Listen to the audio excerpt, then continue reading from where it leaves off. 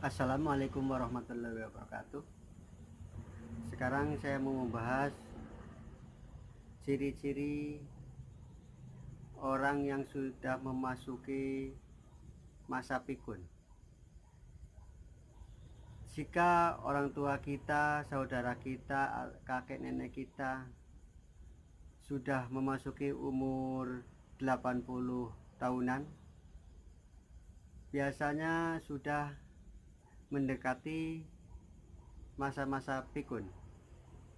Adapun ciri-ciri orang yang sudah memasuki masa pikun diantaranya ada 3 hal yang sering terjadi, diantaranya berhalusinasi.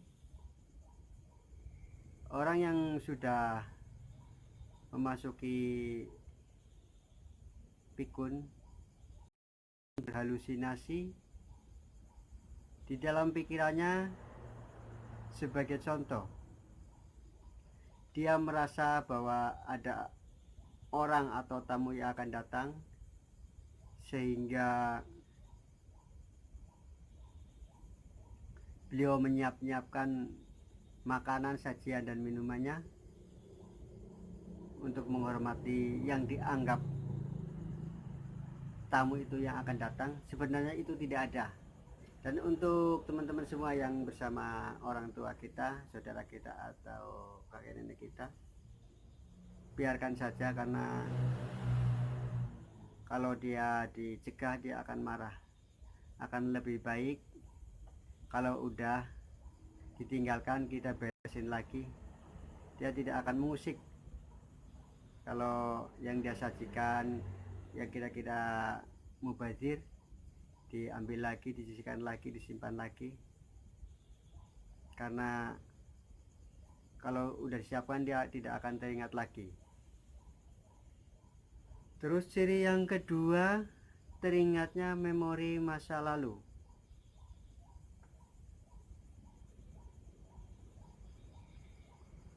Untuk kita, saudara kita atau kakek nenek kakek kita yang sudah memasuki masa pikun, dia akan kembali teringat masa lalu, dimana masa-masa atau memori yang dulu dia akan kembali lagi dalam pikirannya. Dan memori-memori yang sering teringat itu di sisi tidak baiknya. Sebagai contoh, kalau dia membenci seseorang, saudara atau temannya, dia akan sering-sering menyebut namanya, dia akan sering menuduhnya seolah-olah dia mengambil barang-barang miliknya, atau dia menyebut-nyebutnya di bidang ketidakbaikannya. Kita harap maklum, sebagai kita yang masih muda, ya ajaklah beristighfar, karena kalau sudah beristighfar, insya Allah dia akan teringat kembali, dia akan sadar kembali.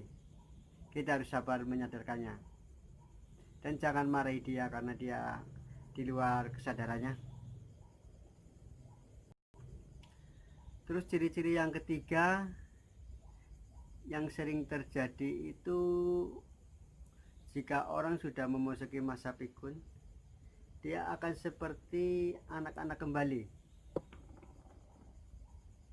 Dia ingin selalu diperhatikan, dia ingin selalu diurus, dan dia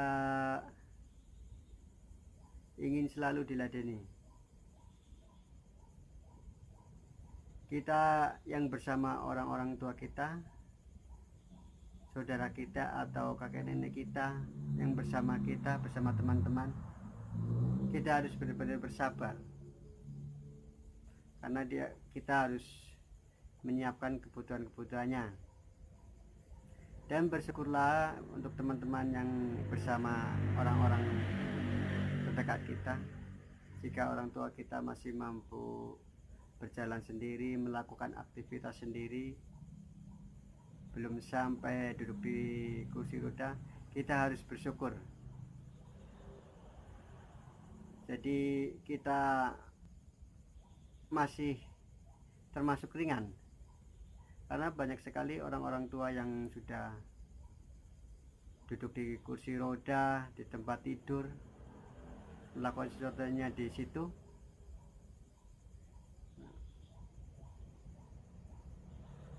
Orang tua kita kalau sudah memasuki masa seperti anaknya kembali, kita harus meladeni, menyiapkan, memberi makan, harus kita siapkan, kita taruh di dekatnya, termasuk minumnya.